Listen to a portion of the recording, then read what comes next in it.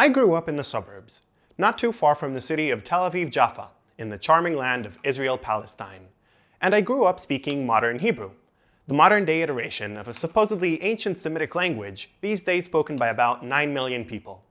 And being surrounded by and immersed in this language, a particular pet peeve has come up for me as a non-binary person: gendered words. Whenever you utter a Hebrew phrase, you need to stick a binary gender on pretty much every person or object or even place that you mention. You can't just say something like, "I'm X years old," or "I live with a roommate," or "I'm going out with friends," without pretty much explicitly stating your own and other people's gender. This becomes especially problematic if you're not out to someone about your gender identity, and you constantly get misgendered, and constantly have to misgender yourself in conversation. Quite a lot of languages around the world, in fact, like to divide all things into usually two categories based on that thing's gender. But not all gendering languages gender quite as thoroughly as Hebrew and Arabic do. Arabic also does most of these things that Hebrew does, and is in fact a co-official language. Unfortunately though, I don't really feel qualified to give any concrete examples because I only speak a few words. But, as a concrete example in Hebrew, an orange, tapuz, is a man, but a tomato, agvania, is a woman. This may seem strange and arbitrary, especially if you only speak English or another non-genderful language. And you're probably asking yourself why we even bother with any of this? I mean, who woke up one day and just randomly decided that an orange is always a man, or that a tomato is always a woman? And why do we all just listen to that person? And how exactly does any of that even matter? Well, these things matter a lot in our silly little language. For example, when we use adjectives. Every time we want to describe an object, we need to think about whether it's a man object or a woman object. If the manly orange is disgusting, I'd say hatapuz magil. But if the womanly tomato is disgusting, I'd have to say ha'agvania magila instead. These two words, magil, magila, both mean exactly the same thing, disgusting. Except magil is what's called the masculine form, and magila is the feminine form. The second one can only be used for women and for feminine objects, and the first one only for men and for masculine objects. Hatapuz magil, agvania magila. But what if I flip them around, by accident or on purpose? What if I said hatapuz magila or agvania magil? I'd probably be understood. The meanings are still pretty clear in this case. But I'd sound as if I don't speak Hebrew very well. I'd sound like I'm still learning the language. Even just saying these sentences now feels a bit strange. Agvania magila, lo magil. The same goes for when you talk about people. If I want to say, in Hebrew, that some person is disgusting, then I still have to choose which of those two words to use, magil or magila. Remember, they both mean exactly the same thing, except that the first one has to be used for men, and the second one for women. And if I use the wrong one, if instead I say magil about a woman or magila about a man, well, then at best I'd be making a rookie mistake that sounds a bit weird, and at worst I'd be misgendering someone. It's 2020, so I'm not going to go into detail on why misgendering is bad. I'm just going to assume y'all already know that misgendering people is bad. This thing that these words we looked at were doing, changing depending on another word's imagined gender, this isn't a freak occurrence. Literally every adjective does this in Hebrew. Every single description has to match the gender of whatever it's describing. It's all just baked into the language. Now, this probably doesn't faze you if you're used to Spanish or French or German, where pretty much the exact same thing happens. And in German, it's about 6 times worse, with the adjectives changing not only for gender, but for every imaginable thing. However, while those languages usually stop here with adjectives and nouns, Hebrew instead goes further into the gendered mess. Because in Hebrew, not only do adjectives and nouns change by gender, but most verbs do too. Together, this pretty much covers the vast majority of words in the language. If I want to say that I'm going, I could either say ani holechet or ani holech. Ani meaning I, and the other two words, holechet, holech, both meaning the same thing, is going. But Holechet is the feminine form, which we only use for women, and holech is the masculine form, which we only use for men. If I'm a woman, I say ani holechet, but if I'm a man, I say ani holech. And this isn't a freak occurrence either. Every verb does this, in almost all conjugations. I'd highlight the ones that vary by gender, but honestly, it might be easier to read if I highlight those that don't. But wait! There is still the cherry on top of this steaming heap. Whenever I talk to someone else, I have to choose whether I address them and refer to them as ata or at, you boy or you girl. And again, using the wrong one, saying at to a man or ata to a woman, that's misgendering, or, well, just not being a native speaker. And the same goes for the words to you, for you, with you, your, and a bunch of others. They all change form, depending on the gender of whoever you're talking to. Lach, lecha, bishvilech, bishvilcha, itach, itcha, shelach, shelcha. But luckily, due to an alphabet quirk, they don't change spelling between masculine and feminine forms, so at least in writing they can be somewhat neutral. This gender craziness is extremely pervasive. It applies to almost every word. As another example, take the sentence, I hear someone. As we already saw before, the Hebrew word for I, ani, doesn't change by gender, but the word for hear does. I could either say ani shomea if I'm a manly man, or ani shomat if I'm a womanly woman. And even when I say the word someone, I have to decide if they're a boyish mishahu or a girlish mishahi. Mind you, this is a word that I'd use when I'm talking about a person I know nothing about, but I still have to give a thought to their gender. For those of you calculating at home, that's 2 ways to say I hear and 2 ways to say someone, giving us no less than 4 different ways to say I hear someone. I man hear some man, I woman hear some woman, I man hear some woman, and I woman hear some man. Another thing that I haven't seen any European languages do, but that Hebrew still officially does, is gendering the numbers. Almost every number in Hebrew has 2 forms, masculine and feminine, and it always has to match the gender of whatever word it's counting. Achat, echad, shtayim, shnayim, shalosh, shlosha, shlosha tapuzim magilim, shalosh agvaniot magilot. But at least this part of the spoken language is already starting to fall apart, thankfully. A lot of younger speakers these days, even some of my own friends and family, already can't tell which number word is the one that's supposed to be correct, and instead just always use the feminine form. Shalosh agvaniot magilot, shalosh tapuzim magilim. Talking about more than one person can get a bit slippery. What if I'm addressing a group that's both men and women? What do I say then? Aten or atem? You gals or you guys? Well, good question. The Academy for the Hebrew Language has determined that when a group of both genders is addressed, the addressing shall be in the manly forms always, even in the case when the men are outnumbered by the women. Sexist old farts. But quite sadly, most people, as well as all official communications, do follow this rule. It's not uncommon for textbooks and recipe books and instruction manuals to contain somewhere in tiny little print the irritating sentence, "These instructions were written in the masculine for convenience, but are intended for women and men alike." But in quite a lot of places, there's not even that sorry little disclaimer given. The train station's automatic womanly voice will proudly exclaim, "Attention, man dear man passengers, you men are man asked to step away from the platform edge," without ever repeating that same message with womanly words. Only men, it seems, use the train? A less terrible approach, at least in writing, takes advantage of the fact that womanly word forms usually have a special ending, while manly word forms don't.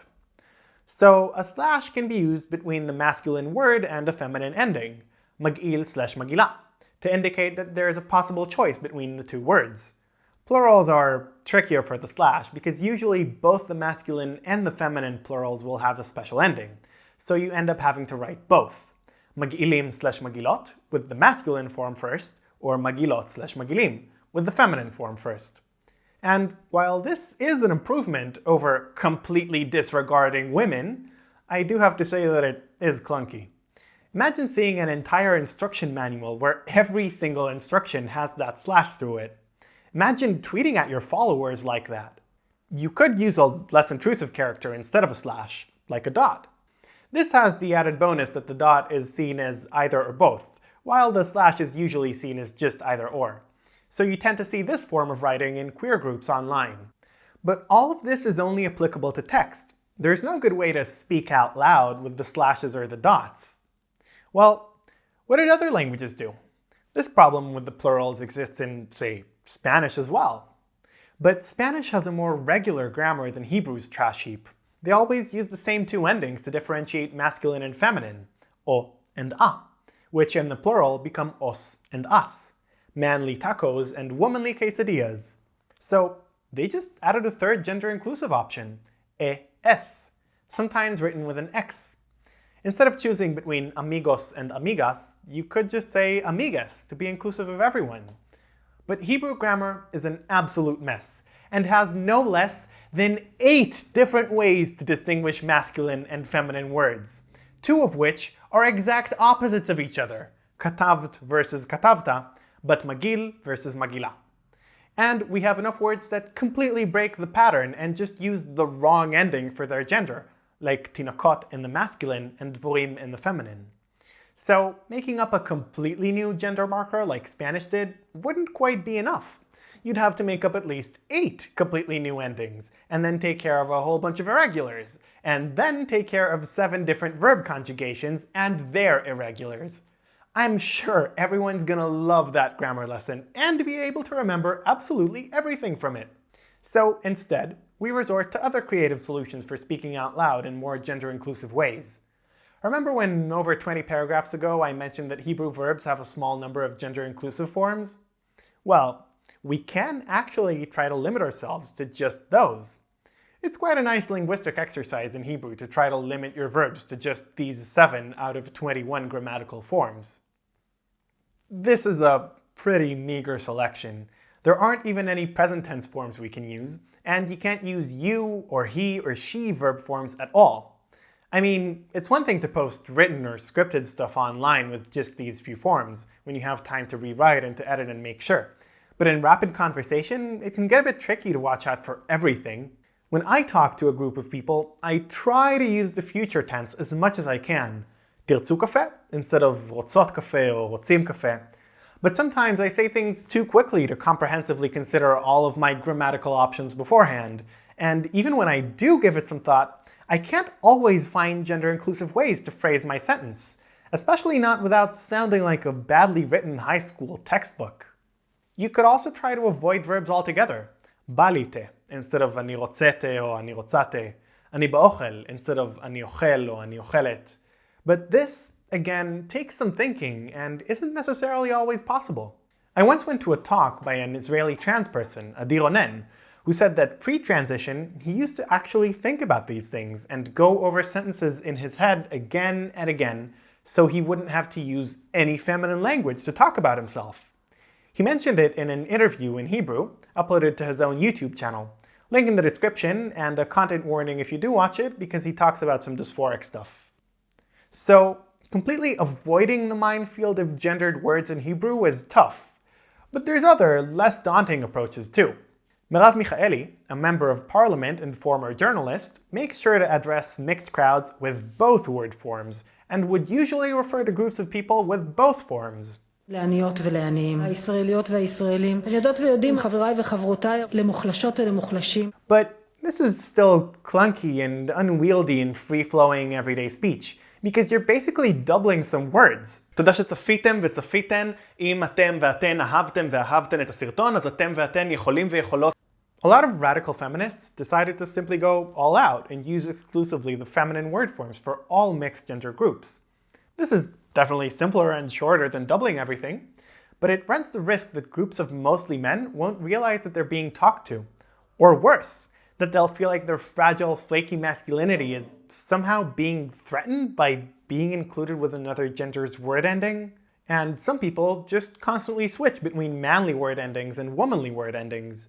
For example, instead of using the strictly feminine form Yeladot Tovot, that means good girls, or the strictly masculine form Yeladim Tovim, that means good boys, you could just mix them up, Yeladot Tovim or Yeladim Tovot.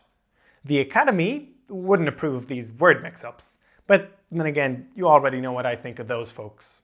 Some non-binary people also use mixed gender language to talk about themselves, switching between using masculine and feminine forms every so often. Some go for switching every other word, some go for every sentence or every paragraph, and some less often. There aren't really any rules for any of this.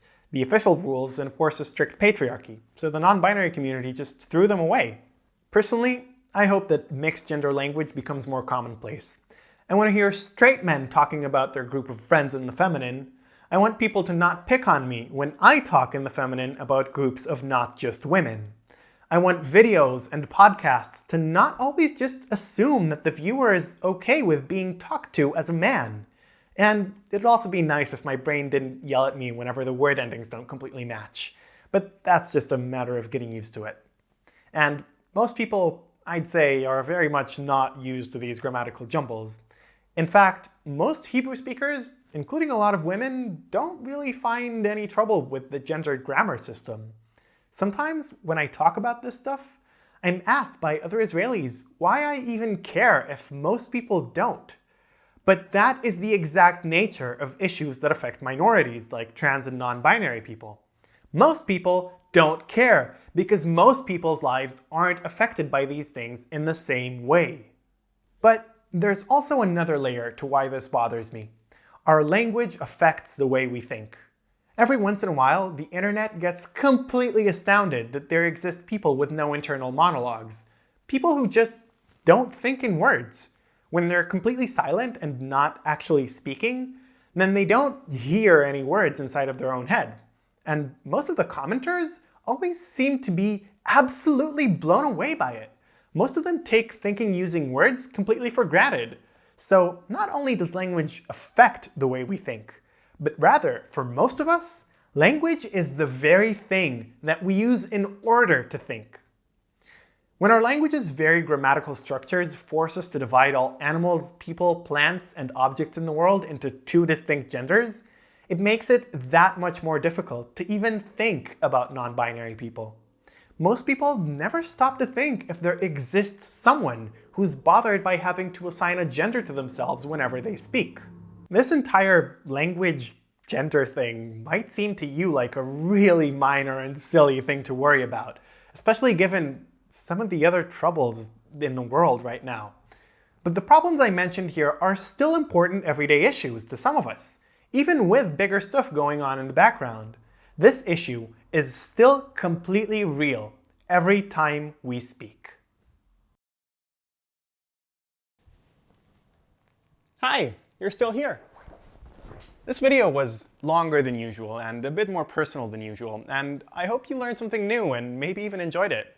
I have a tip jar over on Ko-Fi, or Ko-fi, or however you're supposed to pronounce that. And as always, a big thanks to my Patreon supporters who stuck with me all this time. Your help is much appreciated. Thanks for watching!